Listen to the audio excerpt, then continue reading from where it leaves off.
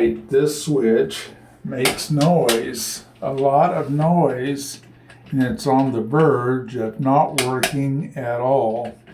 So we are going to put in a new switch.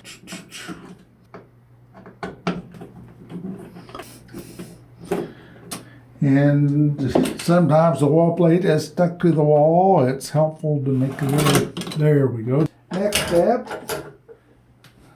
turn off the power. And the way that this one is wired up, the power comes in on the bottom, and when the switch is on, it goes out through the top and feeds over to the other switch. That way this other switch is not powered up unless the switch is on. The switch is a little bit hot.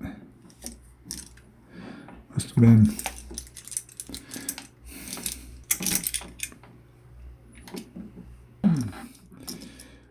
Check to make sure that the switch is up. Toggle up for on, not toggle down for on.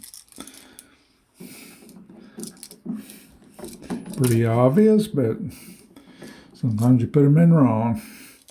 And the quick wire one, we just poke in the hole. There's a hole right there. We're going to poke that right in there. The hole has got a spring load on it, so that's allowable. And we're going to utilize the screw here to feed over to the other switch. So we've got the loop with the wires going clockwise around the screw. That's important. All right, now we're going to tighten the screw up.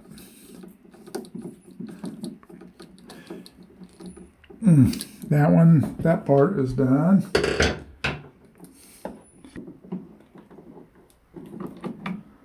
My cutters are not any too good. There we go. Okay.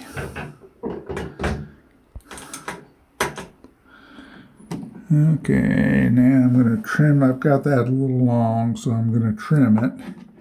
And I trim it to the length. There's a little gauge here on the back of the switch. It shows you how much to trim it. Right there, there's the gauge. And we're going to trim it to that approximate length.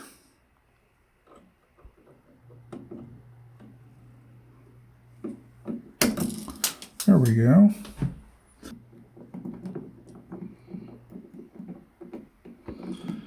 All right, we are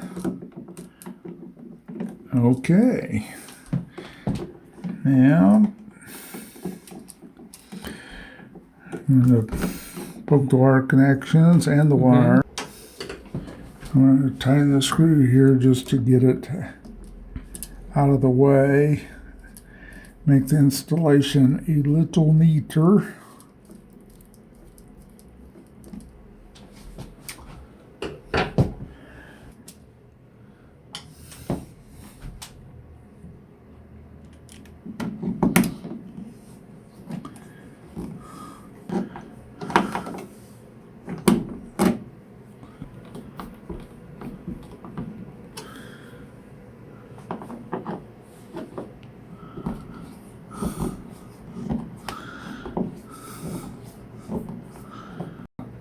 We've restored power, and now it's time to test out the switch.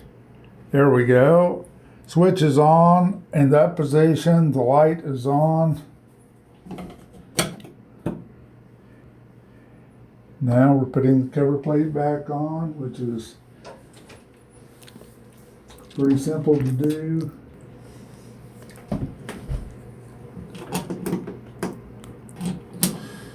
One screw.